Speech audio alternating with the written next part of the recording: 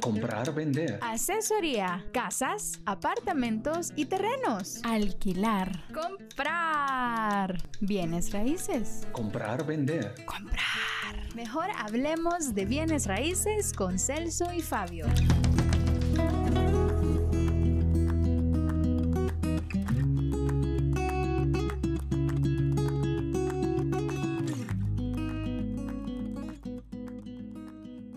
Hola, hola amigos, qué bueno que estamos de nuevo para que hablemos de bienes raíces. Hola Fabio, ¿qué tal? ¿Cómo estás? Hola Celso y un saludo a todos los oyentes. Sí, el tema para hoy es muy especial porque se trata de la ética. Ese conjunto de valores que deben estar presentes en la vida de toda persona y en este caso de nosotros los asesores inmobiliarios. Qué bueno, qué bueno. Este tema realmente es de mucho interés. Bueno, si te parece Fabio, para comenzar, porque como el tema es la ética en el negocio de bienes raíces, pero ¿cómo podemos definir el tema de la ética? Sí, en realidad a veces cuando se piensa en la ética se piensa algo como etéreo, pero la ética está inmersa en toda actividad del ser humano. No importa lo que esté haciendo el ser humano, está dentro de nosotros la ética, porque es la ética, como vos lo decías, la ética es un conjunto de valores, es una guía de proceder del ser humano dependiendo de su cultura, su visión filosófica del mundo. Así va a ser su valor, su medida ética. La ética por primera vez se escuchó en Grecia, los griegos ya plantearon la ética, después vinieron los romanos que hablaron de los valores. Y hoy en día tenemos una diferenciación entre la ética y los valores, que también están estrechamente relacionados, porque la ética es un conjunto de valores y los valores son aquellos que están inmersos desde nuestra cosmovisión, desde lo cultural, lo filosófico. Valores como la verdad, la honestidad, la amistad, son valores que están inmersos en la vida del ser humano. Por eso la ética también es esa guía que nos conduce en cualquier campo del ser humano a transitar por ella. ¿Cómo? A través de los valores. Ahora, hay que decir que la ética también, dependiendo de dónde estemos, podríamos decir dos cosas. A veces se habla de si la ética es universal.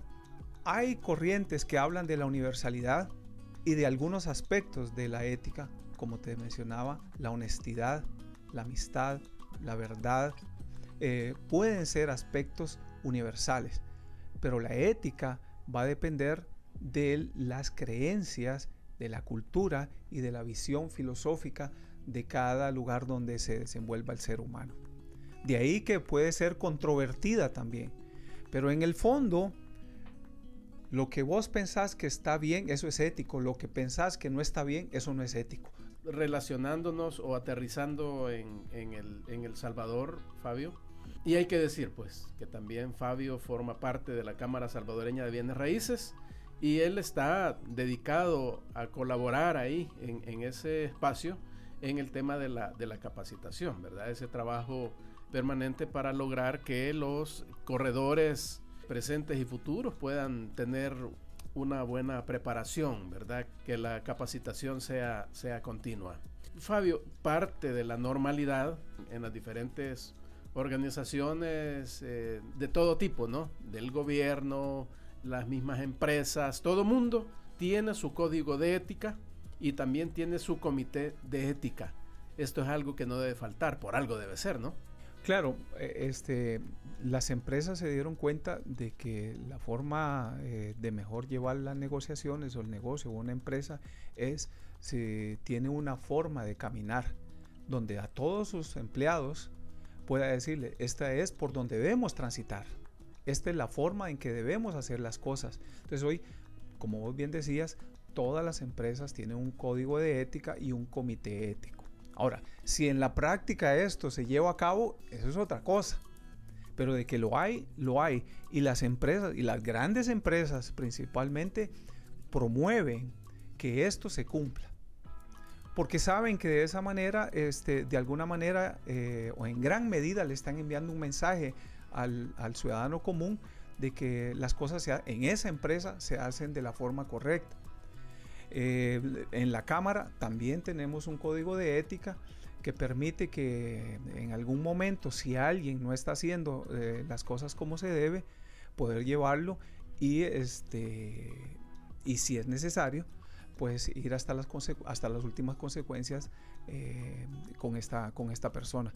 Hasta el momento no tenemos nada de eso, pues, no ha habido, porque es bien difícil en los negocios, es bien complicado de marcar una línea de lo ético y lo antiético, aunque la línea, por muy poco visible que está, ahí está, y la idea es tratar de seguir esa línea de lo que es ético y de lo que no es ético. Claro. Podríamos dar ejemplos de lo que es ético y lo que no es ético en el tema de los bienes raíces para... Eso me parece interesante, un poco para comprender, pero también para saber cómo nos movemos los seres humanos, ¿verdad?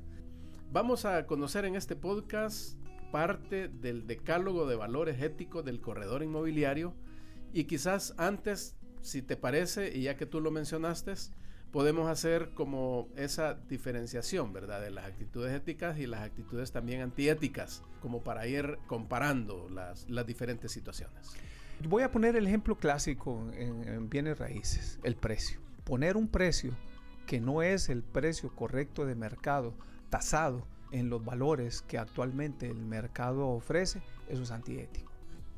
Porque si ponemos un precio que no es correcto, estamos enviando un mensaje equivocado, no solo a las personas que en algún momento están interesados en comprar esa propiedad, sino el mensaje también al dueño. Ahora, ahí hay varias, se mueven dos aristas, digamos.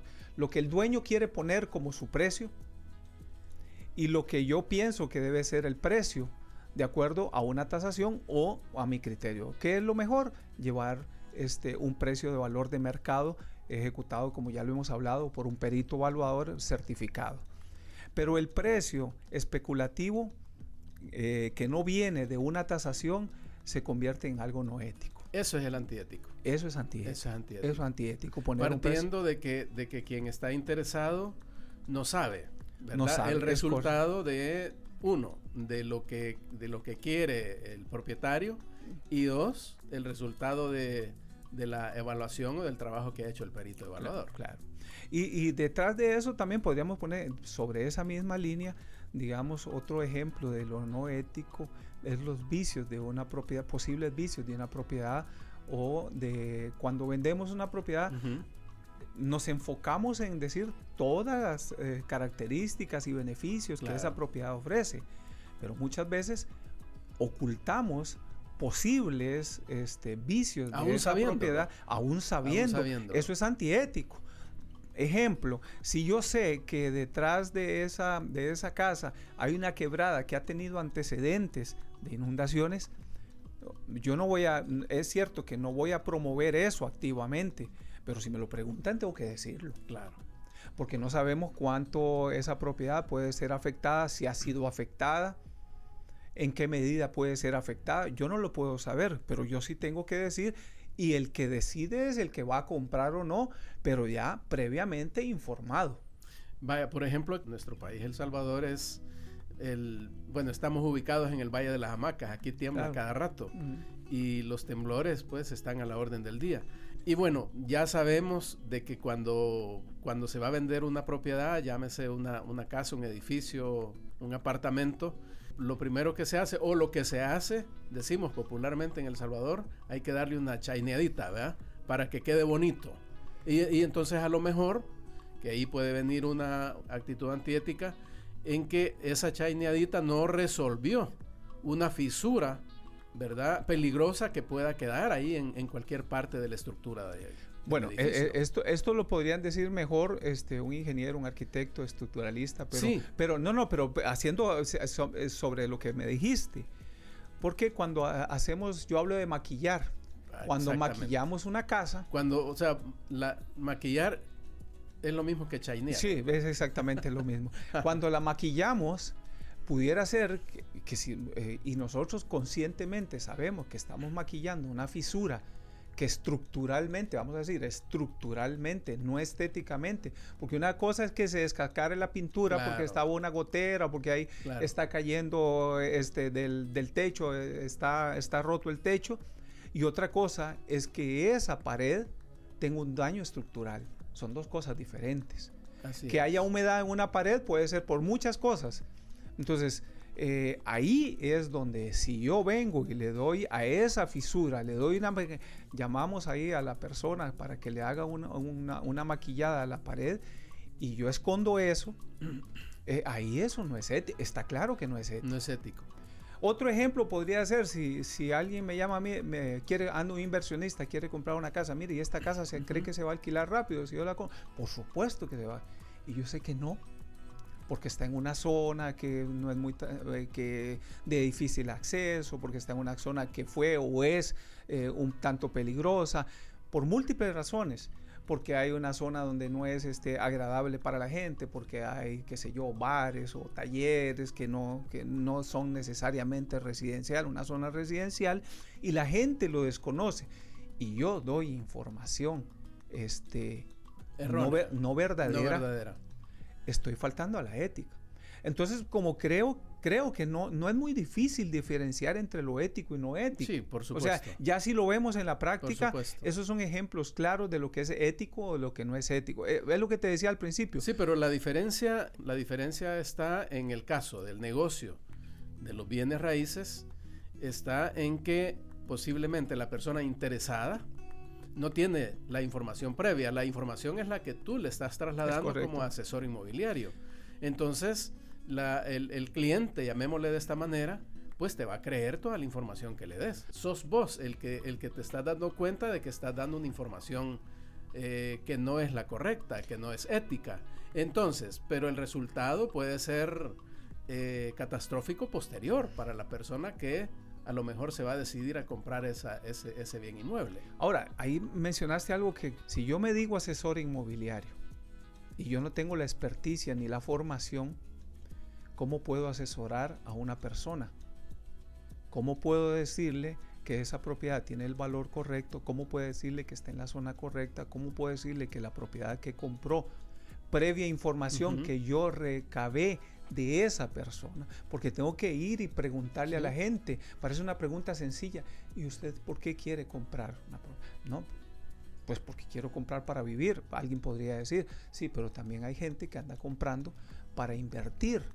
Entonces, no es lo mismo el que está comprando para vivir una vivienda, digamos, que el que compra para invertir. Son dos motivaciones obviamente diferentes que responden a necesidades diferentes. Ahí es donde yo, como asesor inmobiliario, me veo en la obligación de preguntar previamente qué tipo de comprador ando. Porque sus necesidades, como ya lo dije, son diferentes. Pero si no sé estas cosas, ¿cómo puedo asesorar a esa persona? ¿Cómo puedo asesorar y decirle, esta propiedad sí le va a dar los frutos que usted quiere?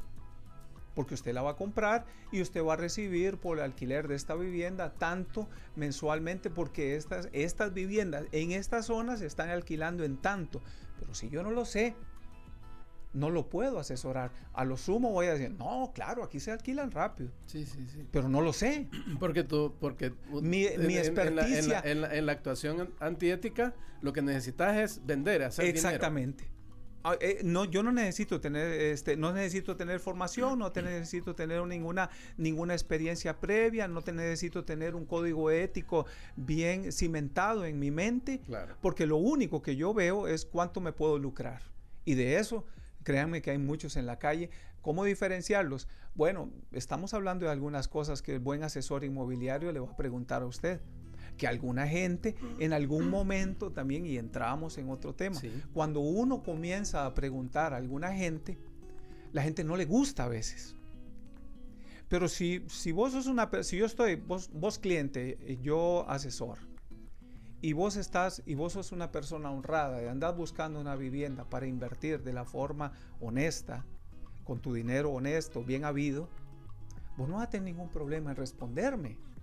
Pero si vos tenés algo que ocultar, ahí está la diferencia. Y ahí cambia la cosa. Exactamente. Bueno, creo que hay pues un gran ramillete ahí, ¿verdad? De cosas que podemos mencionar en este tema, pero que son bien interesantes, fíjate, Fabio, porque nos ilustran de cómo se desarrolla toda esta actividad. Y creo que aquí podemos hablar también de que esta actitud ética también la debe tener el propietario. Por supuesto. Porque también me imagino, pues, como asesores inmobiliarios necesitamos información correcta. Pero si te están dando información que anda por ahí como un poco falsa, bueno, en algún momento vas a descubrir la verdad. Claro, pero puede ser muy tarde. Pero puede ser muy tarde. Puede ser muy tarde y eso te puede ocasionar un problema. Te puede ocasionar un problema porque llevaste un cliente, hiciste el negocio y entonces también tu imagen está en juego. Entredicho. Eso es muy importante. Ahora, finalmente sigue siendo trabajo nuestro. Porque si yo voy a captar una propiedad y la persona que me está dando la propiedad, volvemos al punto de que estábamos hablando, es honesta, esa propiedad es bien habida, es una herencia, él la compró, lo que sea, ya es una propiedad que se hizo muy grande para él y su familia o que se hizo muy pequeña para él y su familia, y entonces justamente quiere hacer un cambio, no va a ocultar nada, va a dar las verdaderas razones.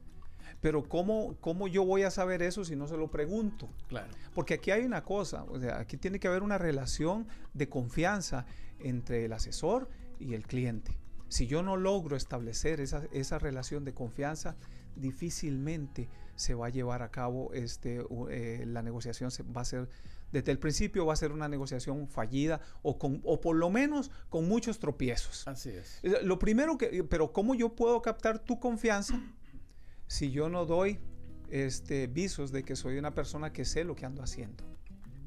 O sea, hay un flujo de la captación de propiedades que más o menos algunos los tenemos escritos. Si yo voy y quiero captar una vivienda o un local o lo que sea, lo primero es que yo tengo que ver si esa persona que dice ser el dueño es el dueño. Eso es lo primero. ¿Y cómo lo sé? Bueno, tengo que ver su documento y tengo que ver el documento de la propiedad. Y alguien diría, pero mire, ¿qué pasa cuando ya conocemos a esas personas?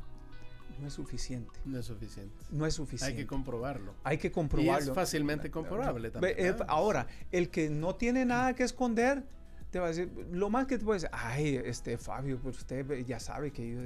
Sí, no está bien, pero es algo, y ahí viene otra parte, es el deber ser. Porque yo soy sujeto obligado. A mí el Estado me obliga, pues cuando dice sujeto obligado, me obliga a seguir un procedimiento. Porque yo después, ante una situación perentoria, yo no puedo decir, yo no sabía. Hay un punto que, antes que se me escape con lo que acabas de mencionar. En el negocio de los bienes raíces, hay asesores que están en la categoría de obligados y hay otros que no. O sea, decímelo porque no lo sé. Y también para los que nos están escuchando que les puede interesar, porque si contactan a un asesor que no es obligado, ¿qué significa estar obligado? ¿Y cuál es la implicación para la persona que buscó esa asesoría con esa persona que no está, digamos, en orden con el reglamento? Cuando se dice sujeto obligado parece que es como una imposición, de alguna manera lo es. Pero sujeto obligado es que vos estás obligado a seguir una serie de conductas y pautas. Entonces, en ese sentido, todo el que está haciendo bienes raíces debería estar en la obligación, en la obligación de cumplir. ¿Qué significa eso? Bueno, que yo tengo que declarar todas mis negociaciones, tengo que declararlas. ¿Dónde? El Ministerio de Hacienda. Está todo legal. O sea, en el Ministerio vos Correcto. me contratas a mí, tengo que darte una factura. Correcto. Para empezar. Correcto. En la UIF yo tengo que estar registrado. Porque si yo tengo un cliente que tiene una actividad sospechosa, hay una categorización de clientes que nos manda el Estado, que nos manda la Unidad de Investigación Financiera, donde yo, sujeto obligado, me doy cuenta que esa persona entra en esa categoría baja, media o alta, porque así está calificado, bajo, medio o alta, digamos de sospechoso, para ponerlo de una forma simple. Yo estoy obligado a dar cuenta de esa persona. No ir a delatarla ni nada. Mire, estoy haciendo esta situación. Entonces, es un procedimiento. Es un procedimiento. Yo hago Eso significa sujeto obligado. Eso sí, que yo estoy registrado ante la UIF. Correcto. Y tengo que seguir una serie de conductas y pautas que me manda el Estado. Y esa tiene que ser, por ejemplo, con el cliente, el deber ser, por ejemplo. Conoce a tu cliente, hay un formulario que se llama Conoce a tu cliente, una serie de pautas que yo tengo que marcar. Ahora, entonces, en ese sentido, no es que uno los cumple y otros los pueden cumplir. El que no los cumple es porque no está dentro de esas pautas. Que también hay. Que ya están dadas. Que son muchos los que hay. Son más. Claro. Son más. Entonces, que ahí es donde pueden aparecer todas estas acciones antiéticas de las que hemos estado hablando. Es más fácil que una persona porque él no está obligado, él no se siente obligado y su única necesidad es ver cómo hace el negocio. Hacer dinero. Nada más. Hacer dinero. Nada más.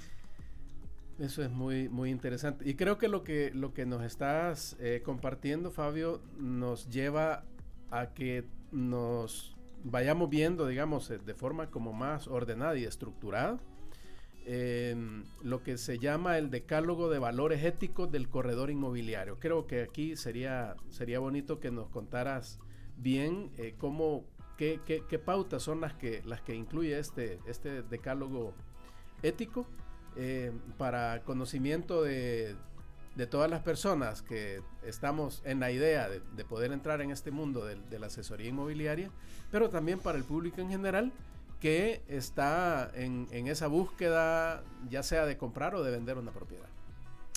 Dentro de las organizaciones a nivel mundial hay, digamos, en Estados Unidos está la ANAR, que es la más importante.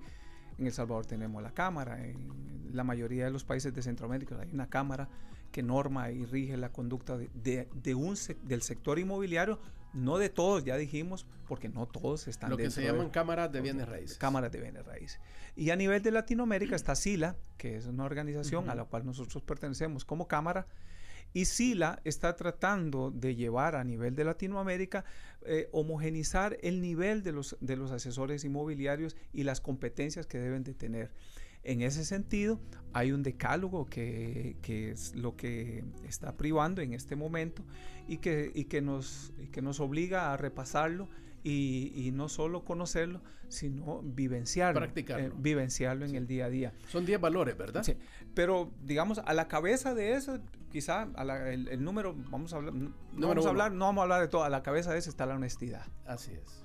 O sea, porque podemos hablar de cualquier cosa, pero si no actúas honestamente. Honestidad, integridad y rectitud. Sí. Ser una persona recta. Definitivamente, cuando no hay honestidad, vos vas a hacer cualquier cosa por hacer un negocio. Vas a omitir. Y eso ya no te vuelve veraz, que esa es la otra parte. Cuando vos no sos honesto, fíjate, omitís cosas, ya, y ese es el segundo punto, ya no te vuelve veraz, porque lo que estás diciendo ya no es cierto, ya lleva un dejo de mentira. Y la veracidad, que es la sinceridad y la claridad también de cómo tenés esa idea y cómo la trasladas. Totalmente. Y después, obviamente, cuando uno entra en esto, tiene que profesionalizarse. Por lo que estábamos hablando, conocer el corredor inmobiliario tiene que conocer de ingeniería, de arquitectura, de leyes, de contaduría, porque la gente mire, y esta casa que yo estoy vendiendo, ¿cuánto voy a pagar de impuestos? ¿Y cómo voy a hacer el próximo año? ¿Me van a descontar o no me va a descontar? Tenés que saber esas cosas, la gente tiene que saber que si compra una propiedad ahora, el próximo año va a tener que declarar eso. Y que le van a cobrar cierta tasa de intereses. Entonces, claro, nosotros no lo podemos saber todo, pero por lo menos las cosas más importantes debemos saberlas. Eso se llama profesionalismo. Eso es profesionalismo. Las competencias. Las competencias que debe tener el asesor. O sea, mínimo si alguien me contrata, mire, ¿y cómo hago con el contrato? Sí, y las cláusulas del contrato, claro, eso es el abogado el que lo va a hacer, pero nosotros debemos conocer cuáles son esas cláusulas que lleva un contrato de arrendamiento, si ese contrato de arrendamiento, si es por 1 año, si es por 2 años, cómo se va, si va a haber una cláusula especial, pues si es una persona, si es un diplomático, esa tiene una cláusula diplomática, cómo se aplica y cuándo se aplica esa cláusula diplomática. Yo debo saberlo y tengo que informárselo a mi cliente. Porque, por ejemplo, las cláusulas diplomáticas, alguien lo mandan a un país y a medio año le dice, mire, tiene que irse. Él no está obligado a cumplir el contrato por 1 año porque él le aplican esa cláusula diplomática. Muy bien. Por ejemplo. Está el número 4, que es la eficacia, Fabio. Sí. En la eficacia, ¿y qué entenderíamos por eficacia? O sea, cuando yo capto una propiedad, yo le ofrezco 3 cosas.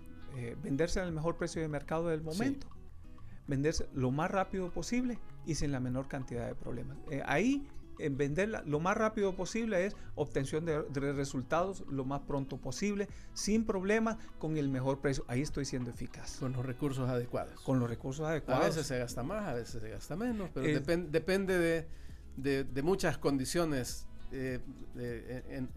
cuando te estás moviendo con este tema de las propiedades. Hablemos de invertir.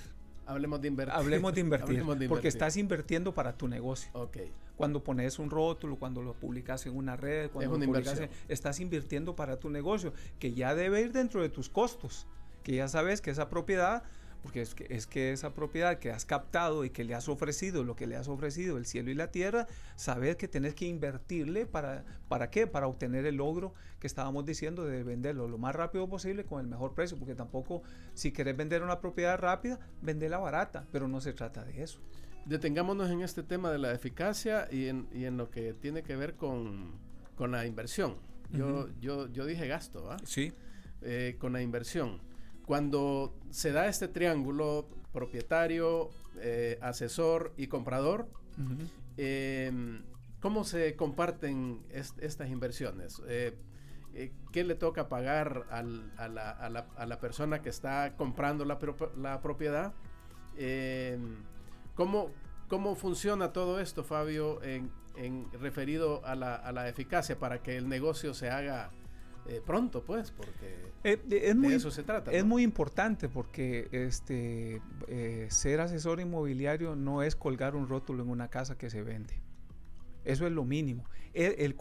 Cuando se llega a poner ese rótulo, ya se ha hecho una serie de procesos que has invertido un tiempo, una cantidad de dinero. Por ejemplo, yo voy a solicitar una extractada de la propiedad. Eso tiene un costo. Eso tiene un costo. ¿Puedo ir o no puedo ir al CNR? ¿La puedo pedir en línea o no? Tengo que pedir una ubicación. Hoy se pide que pedir una ubicación catastral, porque eso nos da con certeza dónde está esa propiedad y la localización. Es también con el CNR. Con el CNR también. Entonces, he hecho un análisis legal de la propiedad, que es, yo no, tomo la escritura, tomo la extractada y se la mando al abogado y que él... Porque finalmente, por lo menos yo lo hago la mayoría de las veces cuando veo algo que no me queda alguna duda. Si hay algo que no está tan claro, se lo mando al ingeniero. Si hay algo que definitivamente ya no está del todo claro, voy y busco una asesoría catastral en el CNR. Eso requiere una inversión previa. Esa es parte de la inversión. ¿Has hecho un estudio de mercado de cómo andan los precios? Nuevamente se hace una homologación de precios que conjunto con la tasación que va a hacer el perito, entonces ya voy a tener finalmente el precio de mercado más cercano al momento actual. Antes de que aparezca ese rótulo, también ya se ha hecho el avalúo, que se llama, ¿no? Sí, totalmente. No voy a poner el rótulo y después voy a hacer esto, porque eso sería poner los bueyes detrás de la carreta. O sea, cuando nosotros vamos por carretera, en cualquier parte que nos vayamos moviendo y vemos un rótulo que se dice se vende esta propiedad y hay un número donde se pueda llamar, hay que saber que antes de que colocaran ese rótulo ha habido un trabajo... Puede ser. Ético. Puede ser o no puede ser, porque hablábamos de que la mayoría de la gente no hace eso. Okay. Así, hay que decirlo, porque puede ser que también encontrar rótulos que diga se vende sin intermediario. También y muchas veces no es cierto. Es un intermediario, aunque ustedes no lo crean. Entonces, no siempre detrás de un rótulo de se vende hay todo este trabajo de análisis de una propiedad. Muy bien. O sea, que quede claro. Llegamos al otro punto, al punto 5 del decálogo, que es la prudencia, Fabio.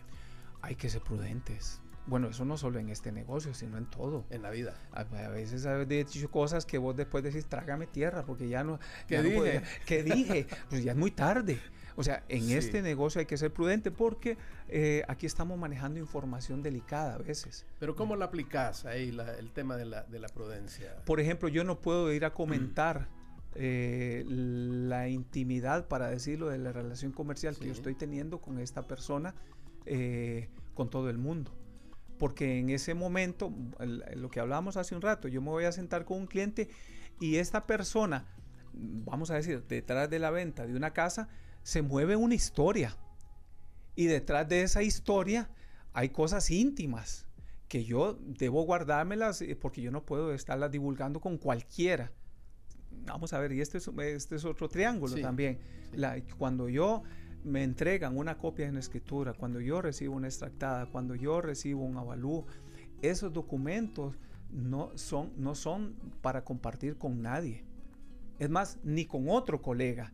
Esos documentos son exclusivamente para compartir en el momento en que ya tenemos una transacción a las puertas de compra. Entonces yo se la voy a enviar al banco. Nada más.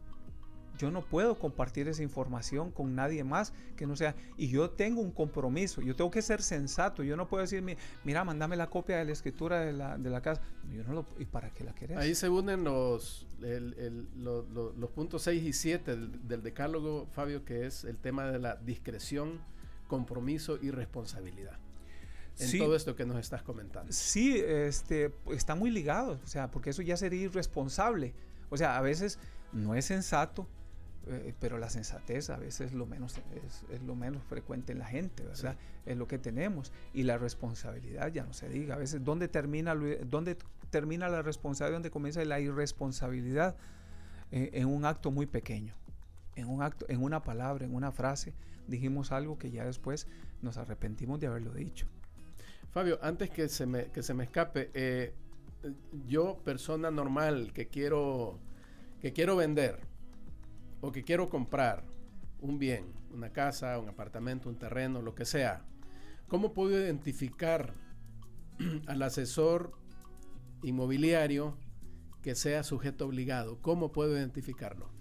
Bueno, te dan un número. La UIF te da un número, y obviamente vos tenés que tener tu crédito fiscal, o sea, tu comprobante de crédito fiscal, tienes que tenerlo. Porque si yo voy a hacer, porque yo ayer casualmente lo estaba hablando, bueno, miren, nos van a descontar, o sea, hay que pagarlo, sí, porque esto es un negocio también de compartir, claro. No también, es obligadamente de compartir con otros colegas. Entonces, básicamente, miren, ¿usted me va a dar factura? Sí, yo le doy factura. ¿Quiere factura o crédito fiscal? Ya de antemano, la persona que me contrata me dice, es más, ni tan siquiera tendría que preguntarme. Si yo tengo que darle la factura. Si una persona te dice, no, fíjese, es que yo puedo darle un recibo, ya ahí estamos hablando de que hay una duda. Ya hay algo que no está bien. O sea, ahí la primera deducción está evadiendo. Ok. Para empezar. Muy bien. Hay otro punto muy importante, el número 8 del decálogo, la equidad, Fabio. En cuanto a la equidad, a veces esto es un poco complicado de manejar en la práctica, pero se trata, o sea, vos me contratas a mí, vos sos mi cliente. Sí. Entonces yo voy a velar por tus intereses, pero hasta cierto punto, porque la persona que va a comprar también tiene derechos y yo no puedo ser irresponsable de llegar y decir, como vos sos mi cliente, mi balanza debe estar inclinada al 100% hacia vos. Debo buscar un grado de equidad y de igualdad en esa relación. Por supuesto, siempre voy a promover, porque vos sos la persona que me contrataste, pero la otra persona también tiene derechos. Y yo debo respetar esos derechos y debo en alguna medida que la negociación sea justa, equiparada, lo que fácilmente se dice un ganar-ganar. Todos ganan. Y si una negociación es simple, va en esos términos, las partes van a quedar satisfechas. ¿Un ejemplo de esa negociación? Decir, el precio correcto. O sea, hay un precio y yo tengo yo sé como dueño hasta dónde puedo ceder. Y la otra persona es ofertante y sabe hasta dónde puede llegar. Al final, los dos buscan, bueno, mire, suponemos que de ese precio de mercado, mire, ¿cuánto estaría dispuesto a ceder usted? ¿Y cuánto estaría dispuesto a ceder la otra parte? En una negociación, ambas partes deben estar dispuestas a ceder. De lo contrario, no es negociación. Sí. No termina siendo negociación, sí, sino claro. una imposición. El tema de la independencia, Fabio. Perdón, solo se me olvidaba esto, porque muchas personas, a mí me da risa cuando dice el mercado, la gente dice, ando cash. Sí. Y entonces la persona piensa, porque anda el dinero ahí, la matata en la espalda, piensa que puede comprar con eso al precio que quiera, donde quiera y como quiera. No es cierto, ya no es tan cierto. Es decir, sí te da una ventaja para alguien que tiene el agua al cuello, pero el que puede esperar una semana o 15 días para que el banco le entregue el dinero, le dará igual. Además, o sea, hay que hacer esa diferenciación, ¿verdad? Sí. O sea, y además que siempre que a mí me dice que es de contado, me enciende las antenitas de vinilo. Deben encenderse. O sea, deben encenderse, sí. Deben encenderse. No es que vas a rechazar a priori. O sea, no, porque usted anda de contado. No, yo no, porque a mí me da miedo que ande dinero, tanto dinero. No. Pero nuevamente, ahí se tendrán que seguir otros procedimientos para asegurarse que ese dinero, o por lo menos yo, tener ciertos resguardos de que ese dinero viene de la forma correcta. Así es. Para evitar lo que se llama el lavado de dinero. Que este negocio transita por eso. Hay mucho de eso también. Sí. Y luego tenemos el número 10 del decálogo, que es el humanismo. Y hemos hablado bastante de eso, Fabio, de cómo ese tema de la empatía y cómo el cliente o el propietario al final terminó siendo amigo y ya no solo te contó del negocio de la propiedad, sino que hasta te comenzó a contar de su vida también. Es que si escuchás, hemos estado hablando de cliente, de comprador, de vendedor, de agente inmobiliario, de asesor, pero ante todo hay un ser humano. O sea, detrás de eso hay un ser humano y es gente tratando con gente. O sea, y a veces eso es lo que se nos olvida, que hay un ser humano con necesidades, que ante todo lo mueven emociones, que esas emociones están ligadas a esa propiedad. Y si uno no entiende eso o no trata de ponerse, de sentir lo que la otra persona está sintiendo, va a ser muy difícil que las negociaciones sean exitosas, que lo que estemos hablando, que haya equidad, que las personas haya un ganar-ganar, porque el único interés que te mueve es el interés nada más estrictamente comercial.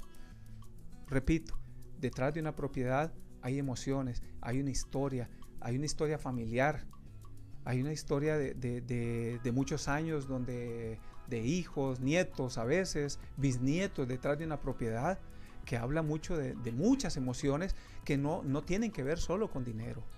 Ahí es donde entra el papel del asesor, a ser empático, tratar de empatizar con la gente, de ponerse en el lugar del otro, de tratar de sentir lo que está sintiendo cuando nos está diciendo lo que está diciendo, que no quiere vender la propiedad, aunque sabe, y fíjate que esto es una declaración bien terrible muchas veces, dice: yo no quiero vender esta casa, pero tengo que venderla. Solo ante esa frase es: no quiero venderla, aunque sé que tengo que venderla. Eso no es fácil. Vamos a ir quedándonos ahí porque el tiempo apremia siempre en estos podcasts, que deben tener un tiempo para que las ideas queden ahí bien puestas. Y a mí me parece súper bonito conocer toda esta información que nos has trasladado, Fabio. Te agradecemos mucho porque nos ilustra bastante a nosotros que estamos en este tema de la comunicación, pero también a los oyentes que están en el interés, ya sea de conocer más sobre este tema de comprar, vender, y también cómo identificar que un asesor inmobiliario esté pues en la línea correcta.